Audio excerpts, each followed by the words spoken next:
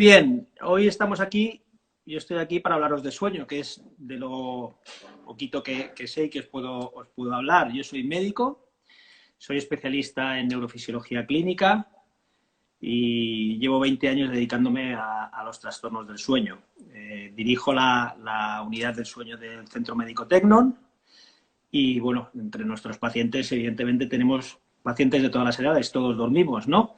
Tenemos pacientes adultos, más adultos todavía que los adultos, tenemos adolescentes y tenemos niños. Evidentemente, cada edad tiene sus características del sueño y tiene sus trastornos propios del sueño. ¿Sabéis que uno de los principales problemas del sueño que tenemos en nuestra sociedad no es ninguno de los 100 trastornos del sueño que existe, sino que es un problema más conceptual y más de hábitos? Y es que la gente valora poco la importancia del sueño. Venimos de una educación en la cual durante más de un siglo se nos ha vendido la imagen desde la revolución industrial de que dormir era perder el tiempo. Y que dormir era perder el tiempo, y esto, bueno, venía muy bien también venderlo, porque así cuanto más creyese la gente que era perder el tiempo, pues más se dedicaba al trabajo, y así también nos ha ido, ¿no? Evidentemente, todavía hoy en día, y los que tenéis hijos adolescentes o alumnos adolescentes, quizá lo sabéis, todavía se permite que en medios de comunicación se puedan emitir anuncios diciendo que ya dormirás cuando estés muerto, o que dormir poco es de valientes, ¿no? Por ejemplo, para que los chavales se queden viendo la NBA a medianoche y no duerman. Es decir, esos serían mensajes que deberían estar ya prohibidos por las autoridades sanitarias, porque dormir no es algo prescindible, no es un lujo, sino que es algo, una función fisiológica. De hecho, en todas vuestras escuelas seguro que ha habido programas de nutrición para evitar la obesidad infantil, que es una auténtica epidemia. Ha habido programas para potenciar la realización de actividad física y el deporte, dos pilares de nuestra salud, la nutrición y el deporte, maravillosos. Pero hay un tercer pilar de nuestra salud, que es el sueño, en el cual no sé si en alguna de vuestras escuelas alguna vez se ha hecho algún tipo de programa para potenciar su importancia. Cada vez lo estamos consiguiendo más, pero no es lo habitual, ¿de acuerdo? ¿Y por qué? Porque venimos de este histórico que os digo. Por lo tanto, se ha metido en las cabezas, en nuestras cabezas, cuando nosotros éramos niños, la gente de nuestra edad, pensábamos esto, que dormir era perder el tiempo. Y un niño que no duerme, un adolescente que no duerme, igual que un adulto, pero los niños y los adolescentes más todavía, es un niño y un adolescente en inferioridad. Es un niño que va a tener un hándicap, que va a tener una dificultad, porque el sueño infantil y el sueño de los adolescentes es fundamental para muchísimas funciones, para su salud en general, pero es básico para su estado de ánimo, es básico para su rendimiento escolar y es básico para muchísimas más funciones y cómo se relaciona con los demás. Un niño mal dormido es un niño más hiperactivo. Muchas veces a los niños lo que ocurre cuando duermen mal o duermen poco es que no están somnolientos por el día, sino que lo que puede pasar es que estén más hiperactivos. Ocurren muchos trastornos de hiperactividad, hay que indagar en que esos niños realmente estén durmiendo las horas que necesitan. Por lo tanto, es muy importante que todos los padres y todos los docentes estemos alerta de saber que el sueño no es un lujo, no es algo que se pueda sustituir y que lo tenemos que cuidar. Y para eso, lo principal es saberlo, pero después tener las oportunidades para poder llevarlo a cabo. ¿Por qué? Porque también vivimos en una sociedad en las cuales los horarios nos esclavizan y nos están haciendo realmente quizá no poder dedicarle el tiempo suficiente al descanso, ¿no? Tenemos una sociedad en la cual todo es tardío, vamos tarde, comemos tarde, cenamos tarde, tenemos horarios laborales hasta muy tarde, tenemos horarios escolares hasta muy tarde, con actividades extraescolares sobre todo tremendamente tarde. ¿Cuántos no tenéis adolescentes que terminan el básquet o el fútbol o cualquier otra actividad deportiva a las 9 o a las 10 de la noche?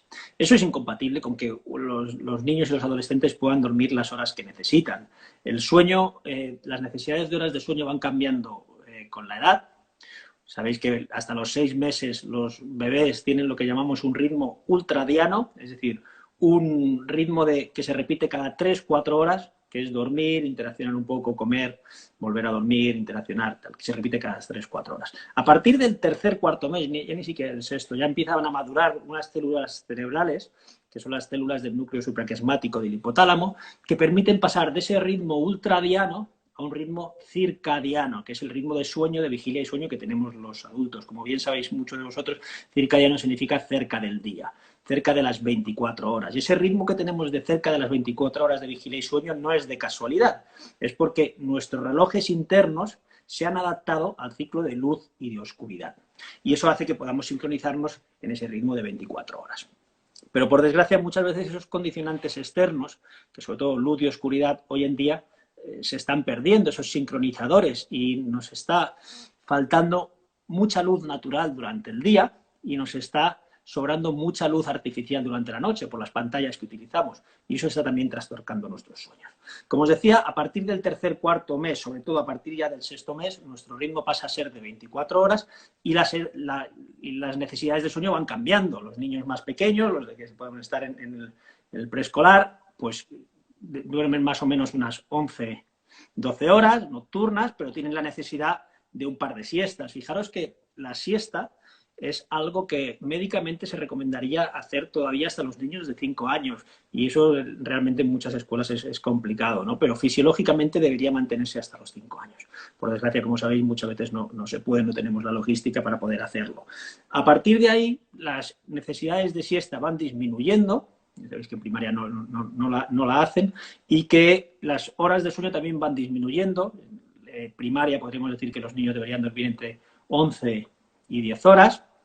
A partir de la preadolescencia o la adolescencia, la disminución del sueño va acercándose a las 9 horas, y la adolescencia, lo que médicamente consideramos adolescencia, que es entre los 12 y los 22 años, por los cambios neurológicos que se están provocando en el cerebro, deberían dormir 9 horas. Si preguntáis a vuestros adolescentes, sabréis que muy pocos de ellos duermen esas 9 horas, van cortos de sueño. Tenemos estudios que demuestran que casi ninguno duerme las 9 horas, a pesar de que valoran el sueño como algo importante. Ya se ha dado esa educación de la importancia del sueño, pero no conseguimos que duerman esas 9 horas, en muchas ocasiones, sobre todo por nuestros horarios, los horarios que ellos tienen de extraescolares, los horarios escolares y sobre todo los horarios familiares de cenas tardías, de vuelta de los padres tardíos.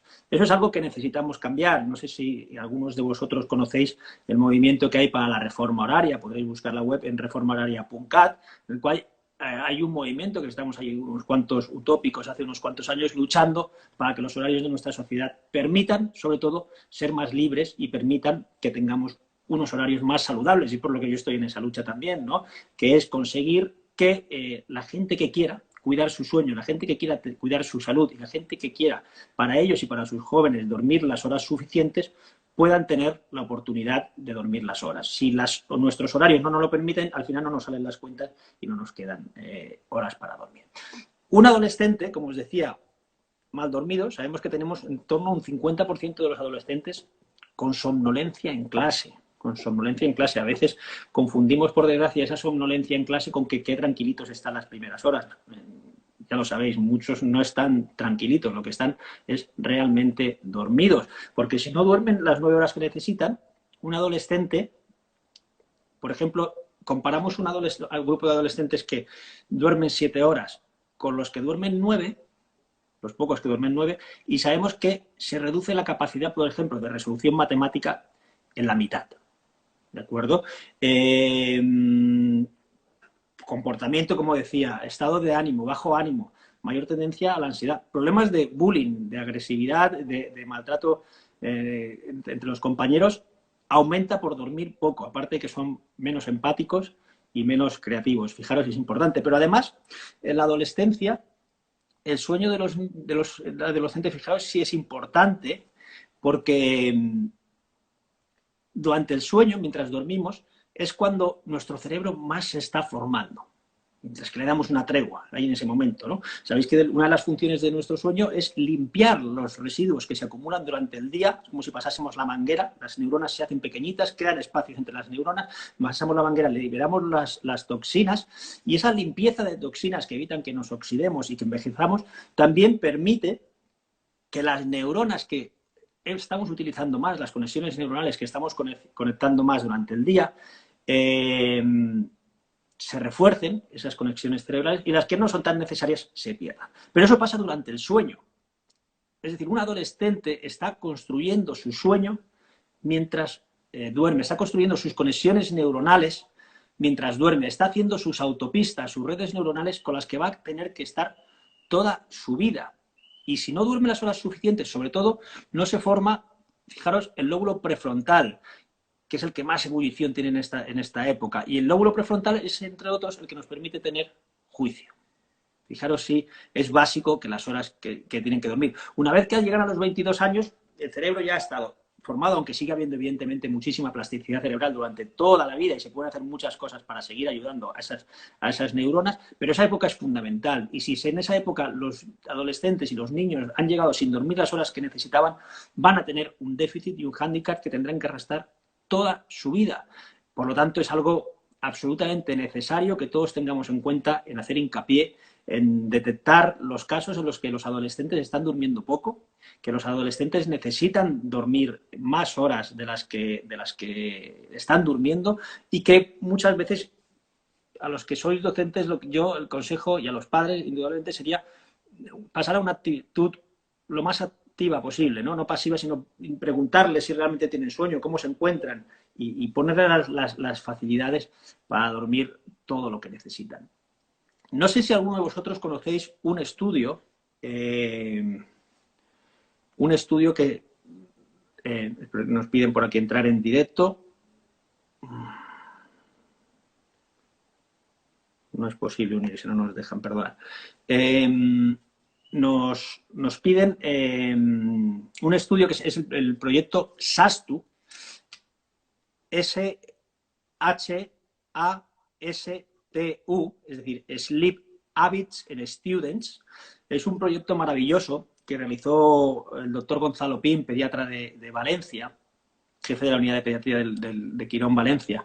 Es un activista sobre el sueño, lleva toda la vida en ello. Hicieron un proyecto europeo, gracias a una beca europea, que estudiaba, lo podéis buscar, es S-H-A-S-T-U. Y es un proyecto en el cual estudiaba los hábitos de estudiantes desde los 3 años hasta los 18 años de edad, en un colegio todos los cursos de un colegio de Silla, en Valencia, un colegio en Italia y un colegio en Turquía. Y estudiaban los hábitos y luego implementaban unas medidas. El doctor Gonzalo Pin, sí, preguntan eso el doctor Gonzalo Pin. Mira, hablando de él, tenéis una charla en TED de Gonzalo Pin de hace poquito, que también es fantástica, explicando la importancia del sueño, la podéis buscar. Y en este estudio miraban las características del sueño y después implementaban unas medidas que evidentemente no son que el doctor Gonzalo Pin o el doctor Álvarez vayan al colegio a hacer una charla explicativa de lo importante que es el sueño, porque eso como docentes sabéis muchísimo mejor que yo, que vale de poco y que al final van los que les interesan y que casi ya lo hacen bien, sino que lo que se intentaba era implicar en el sueño de los niños y adolescentes a los padres, a los profesores que sois básicos en esta función y evidentemente a los niños. Y se les hacía una formación a los profesores previa al curso para que cada uno de ellos diseñase las actividades que creían que podrían introducir en clase a lo largo del año para hablar del sueño. Es decir, no hacer una charla de sueño, sino en la clase de biología o en la clase de química o en la clase de matemáticas o en la clase de lengua, hablar del sueño. Y la verdad es que los resultados eran absolutamente asombrosos y maravillosos, porque haciendo esto, informando de la importancia del sueño, pues ir implementando también otras medidas, como era facilitar que los niños y adolescentes tuviesen actividad física por las mañanas, que fuesen andando al cole, no en coche. Si no era posible, evidentemente, todos que tuviesen actividad física a la primera hora o gimnasia a la primera hora, por lo menos que ordenasen la clase, que hiciesen 10, 15 minutitos de alguna cosa que fuese una mínima actividad física, que buscasen la luz por las mañanas. La luz de los niños es fundamental. Lo que hace que los niños sean más matutinos, los adolescentes sobre todo, que tienden a retrasar y ser búhos, que sean más matutinos y que no sean tan vespertinos, es que tengan mucha luz natural por las mañanas. Entonces, jugaron mucho con la luz por la mañana intensa, bien subidas todas las persianas. Incluso los niños que tenían más problemas de atención, TDAH y demás, los ponías más cerca de la ventana, que es lo contrario a lo que se hacía antes, para que tuviesen más luz natural. Se evitaba tener exámenes los lunes, ¿vale? Por el jet lag social que existe los fines de semana, que los niños retrasan mucho sus horarios y van más cortos de sueño. Se intentaba evitar tener clases que requieren mayor concentración y mayor atención, como puedan ser matemáticas o física, las primeras horas de la mañana. Y el cambio al final del curso, que era todo un año, era impresionante, ¿no? Era que subía casi un punto las calificaciones medias de los centros. Es un proyecto fantástico que realmente ahora estábamos ya implementando a nivel de todo el Estado español y estábamos coordinándolo con más de 200 médicos para poder hacerlo aquí también en Cataluña, evidentemente, y poder hacerlo en distintos centros escolares. Y estábamos ya en ello, y estábamos con los permisos de muchas consejerías de educación, la consellería de aquí también, con los permisos dados y en marcha, pero bueno, como tantas otras cosas ha pasado con esta crisis del COVID, ha quedado parado, pero lo haremos sin duda el curso siguiente. No cejaremos en nuestro empeño y en nuestra intención de conseguir que el sueño esté dentro de los colegios, que el sueño esté dentro de las escuelas y que se entienda que de una vez por todas, dormir es fundamental para la salud de nuestros jóvenes y adolescentes. Y eso tenemos que saberlo y eso tenemos que fomentarlo y tenemos que ser activistas de esto. No podemos dejar seguir que pasen más generaciones mal dormidas porque no las recuperaremos. Y eso es fundamental. Si queréis ver los resultados de ese estudio, de todas maneras, seguiremos informando de todos estos avances porque no nos queda otra. Es compromiso de todos estar ahí, ¿no? También quería, entiendo que habrá muchas preguntas, luego si queréis ir haciéndolas las haremos, pero os quiero explicar alguna cosita más de generalidades del sueño, ¿no? Por ejemplo, ya que estamos con los adolescentes, no sé si conocéis un trastorno del sueño muy frecuente que se llama síndrome de fase retrasada del sueño, que es un trastorno que, fijaros, que se calcula que tienen hasta un 15% de los adolescentes, pero yo estoy seguro que es más, y cada vez es más por las nuevas tecnologías y por los usos de los móviles a las horas que no deberían. El síndrome de fase retrasada del sueño, lo digo por si hay padres o profesores que veis que a los niños les cuesta levantarse por la mañana, consiste en que tienen dificultades tremendas para quedarse dormidos, y eso se puede confundir con un insomnio. Es decir, los chavales, los adolescentes, tienen unas características biológicas de su cerebro, por su componente neurohormonal y esa formación que se está provocando, y es que tienden a retrasar poco a poco, a partir de los 12 años, la hora en la que tienen sueño. Y entonces, cuando antes se dormían sin problemas a las 9, una casa ideal en la que se cena a las 7:30, 8, después se lee un libro, un cuento, se relajan, se bajan las luces y podían dormirse a las 9, vemos que después son las 9:30, después son las 10, después son las 10:30, las 11, cada vez se va retrasando más esta hora de dormirse, ¿no? Y al final no pueden dormirse hasta las 12, a la 1, a las 2, y claro, se tienen que levantar a las 7 para ir a clase, ¿no? Sobre todo ya cuando están en eso y en bachiller, ¿no? Se tienen que levantar a las 7, no se duermen hasta la 1, la ecuación es facilísima. Duermen 5, 6 horas, ¿no? Claro, mira lo que nos comenta Nuria, que eso es lo que le está pasando ahora a sus alumnos de tercero de ESO, 14 años, y con el confinamiento más. Al final pueden dormir, pero su reloj biológico no coincide con su reloj académico y tendrían que dormirse desde las 10 hasta las 7 para dormir las 9 horas que les tocan, pero ellos no se duermen hasta la 1. Si los dejásemos, podrían dormir hasta las 10 de la mañana o incluso más tarde, si se acuestan más tarde, pero se tienen que levantar a las 7 para ir a clase y por lo tanto van cortos de sueño. Eso se llama síndrome de fase retrasada del sueño.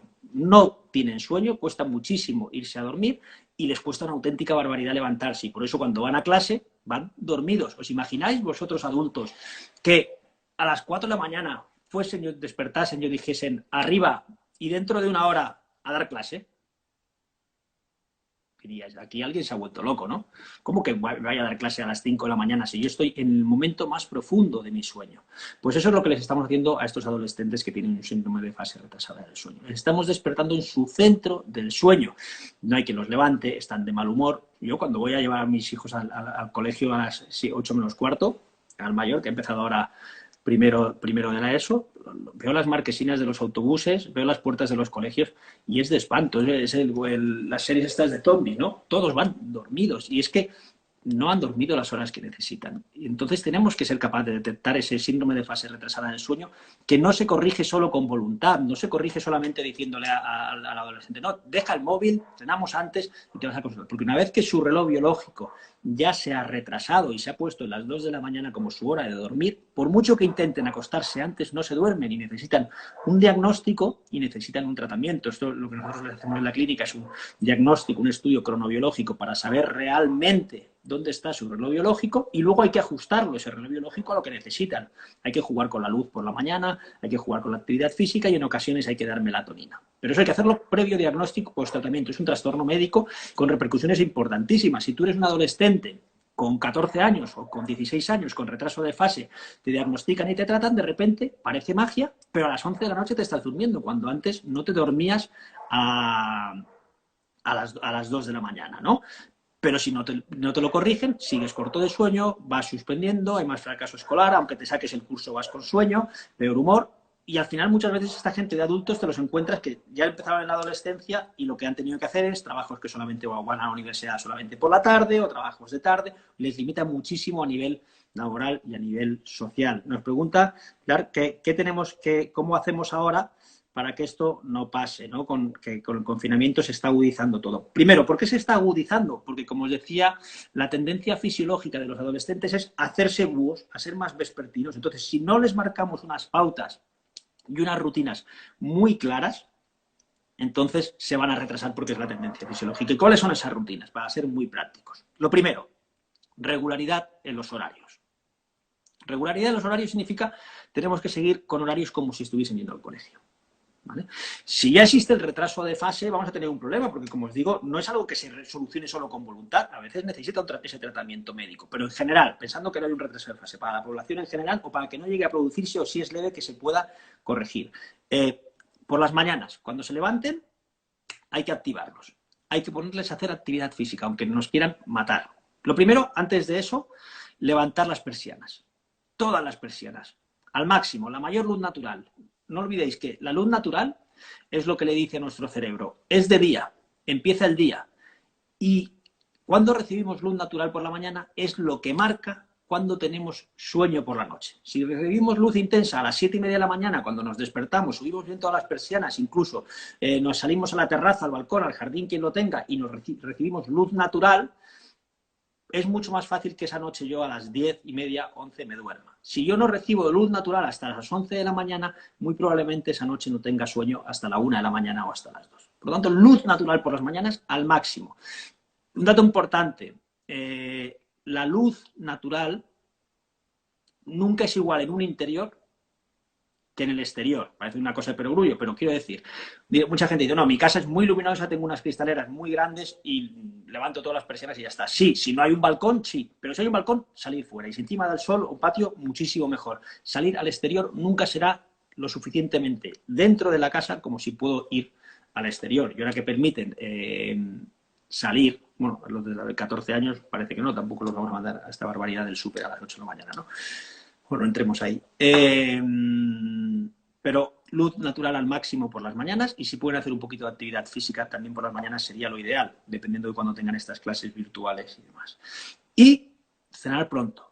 O sea, mantener los horarios de desayuno, comida y cena regular. Cenar pronto, y a partir de la hora de la cena, aunque implique un tremendo problema, hay que evitar los aparatos digitales. Hay que negociarlo. Tenemos que dar ejemplo a los adultos, porque no vale que nos hemos pasado la vida después de cenar con el móvil mirándolo todo el tiempo y luego cuando nuestros hijos se hacen adolescentes ahora decimos que el móvil no se puede utilizar. Hombre, la capacidad de negociación que tenemos ahí o el poder que tenemos ahí, evidentemente creo que queda bastante reducido por la imagen que hemos dado, pero bueno, si ha sido así, supongo que hay que intentar evitarlo o negociarlo. Pero aparatos digitales, 2-3 horas antes, sobre todo estos chavales, 2-3 horas antes de dormir, tienen que estar limitados, porque no me gusta decir la palabra prohibido, pero no se han de utilizar, se han de regular sin ningún tipo de duda, ¿no?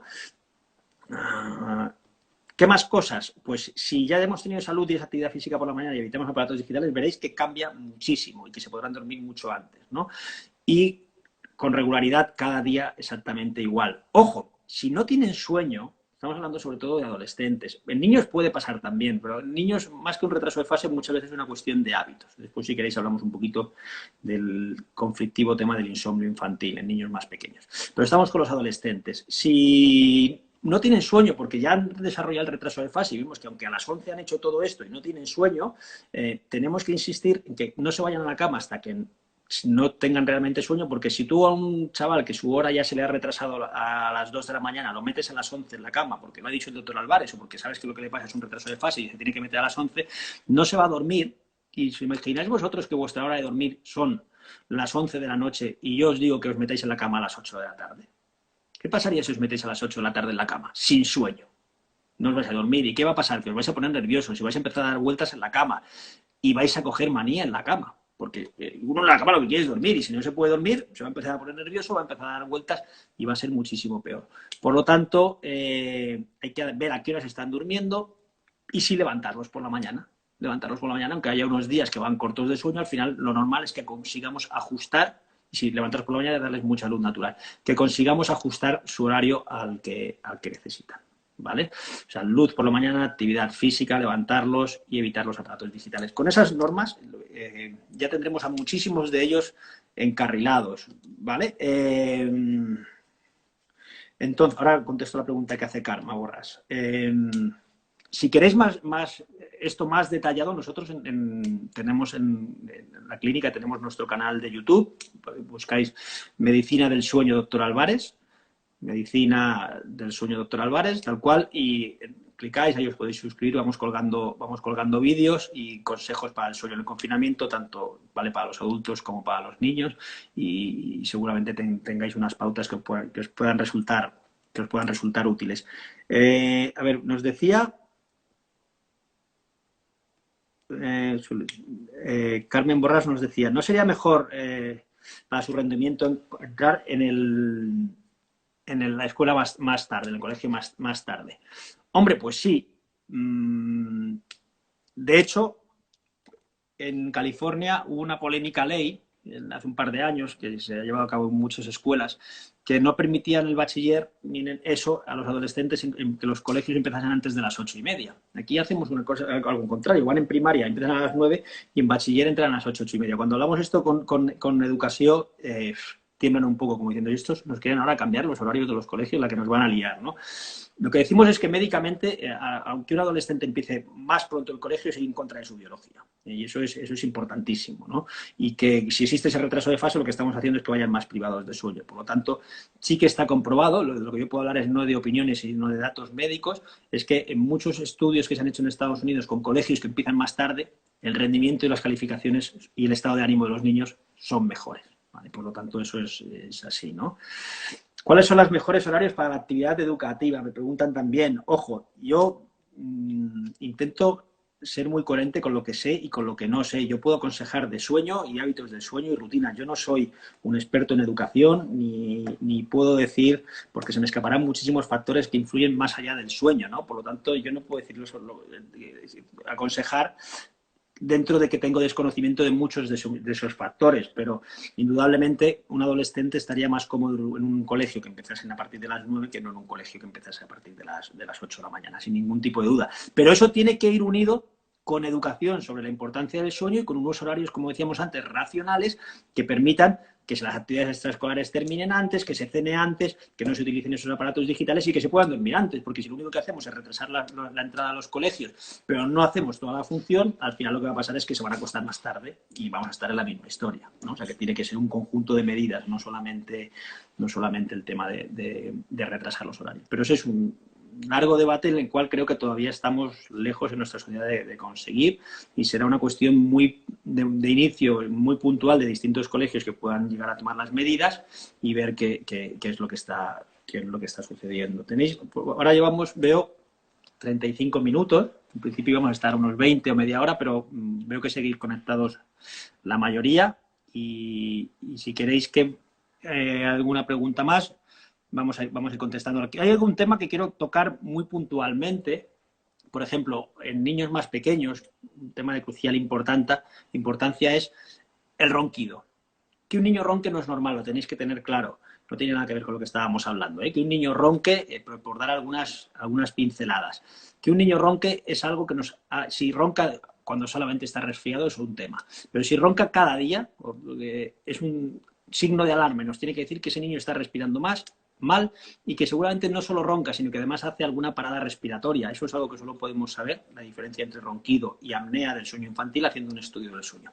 ¿Y por qué lo quiero decir? Porque los niños con ronquido y apnea infantil tienen también alteraciones en su calidad del sueño, tienen alteraciones cognitivas, tienen alteraciones de su desarrollo neurovascular y neurológico. Por lo tanto, ojo, como apunte, simplemente ojo con los niños que roncan, que roncar, el ronquido infantil si es diario no es normal y debe ser consulta con el pediatra. De hecho, debería ser una pregunta de rigor de las consultas de atención primaria infantil, de primaria, si su hijo ronca o no ronca. En muchos sitios ya lo hacen así.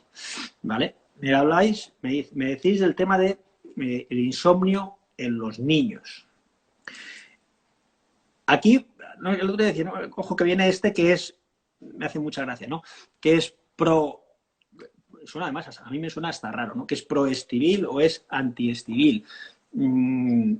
Sé que abrimos un tema escabroso, ¿eh? Y con muchas concepciones y en el cual entra no solo un tema educativo, de salud, sino también de familia y social y con muchas aristas en el cual no hay una unanimidad. A nivel social, lo que sí que existe claramente unanimidad a nivel médico es qué es el insomnio infantil.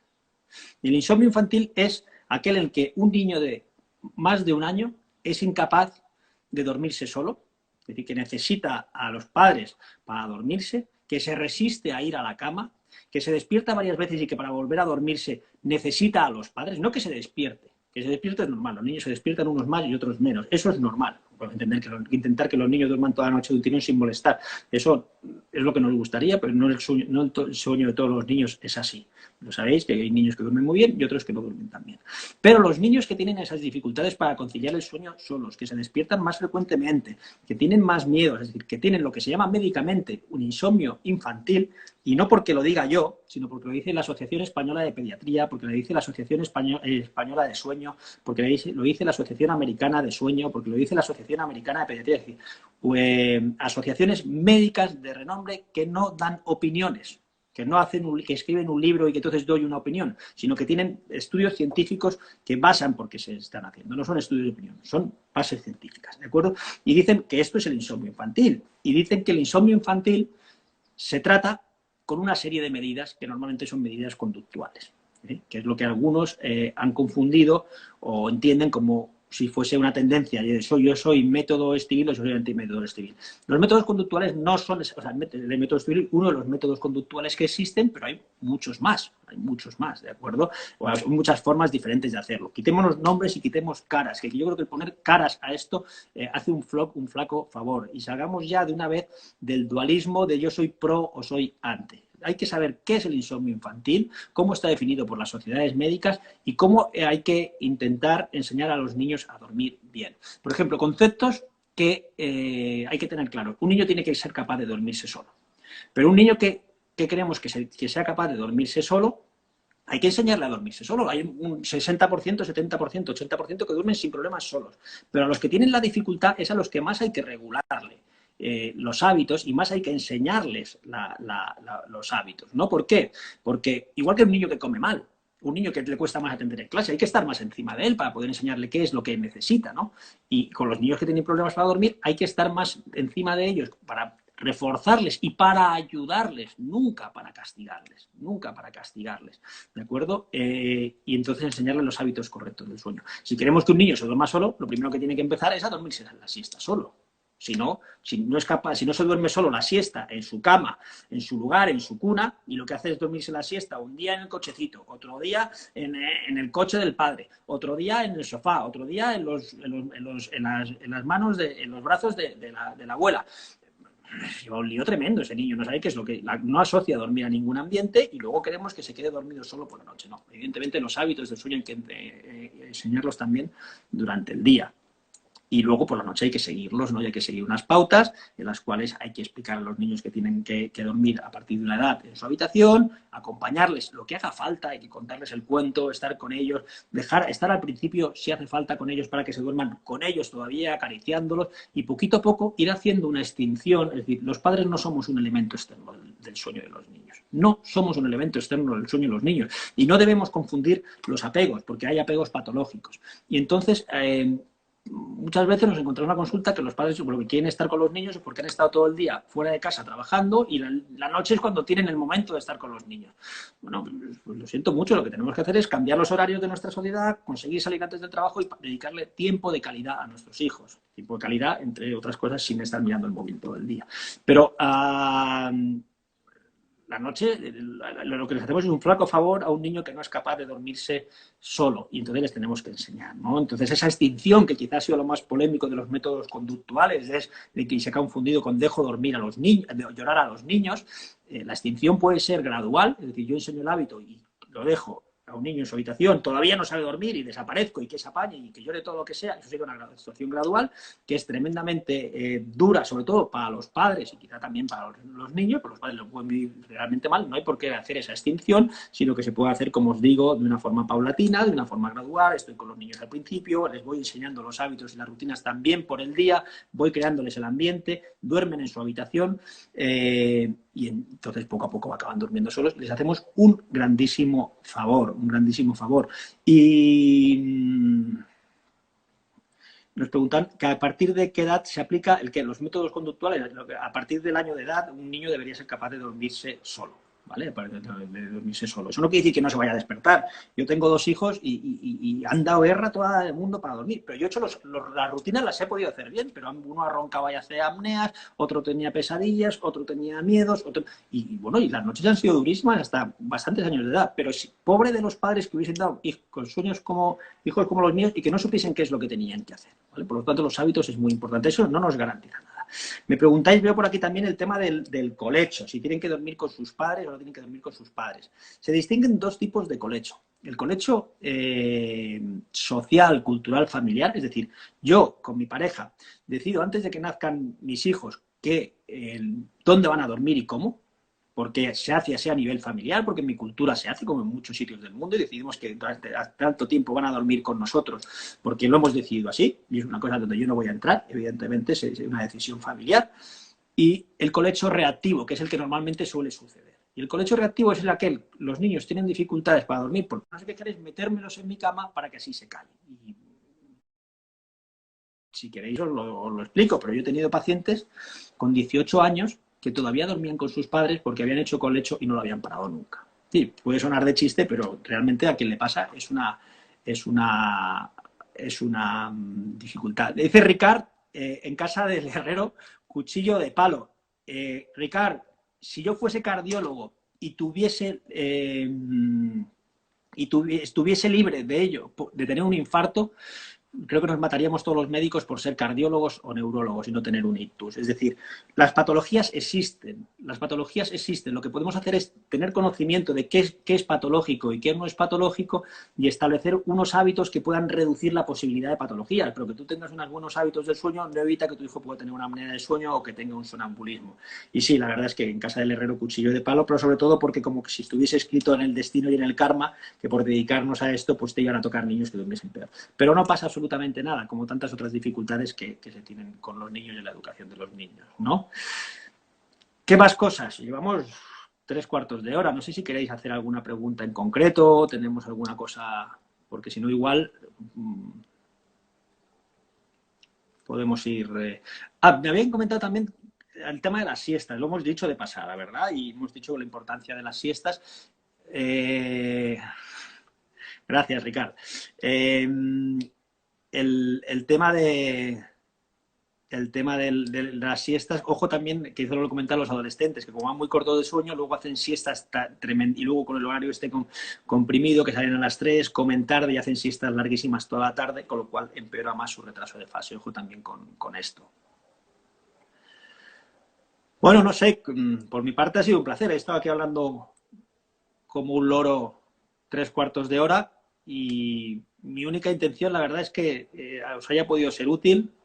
que algunos de los consejos que hemos dado, hemos hablado, sean importantes. Mira, nos dice Mar, tema de los terrores nocturnos. Los terrores nocturnos es un tipo de lo que llamamos las parasomnias. Las parasomnias son trastornos en las formas en las que dormimos, ¿no? En la forma en la que dormimos. Parasomnias son los terrores nocturnos, son las pesadillas, es el sonambulismo, es la somniloquia, que es hablar por la noche, y son estados cerebrales muy curiosos, para mí muy interesantes, en el cual el cerebro no está del todo dormido ni está todo despierto. Los terrores nocturnos existen en niños, sobre todo más pequeños, más sobre los 2 años de edad, entre los 2 y 4 años de edad, y suceden sobre todo en fase de ondas lentas, en sueño profundo, es decir, más en la primera mitad de la noche.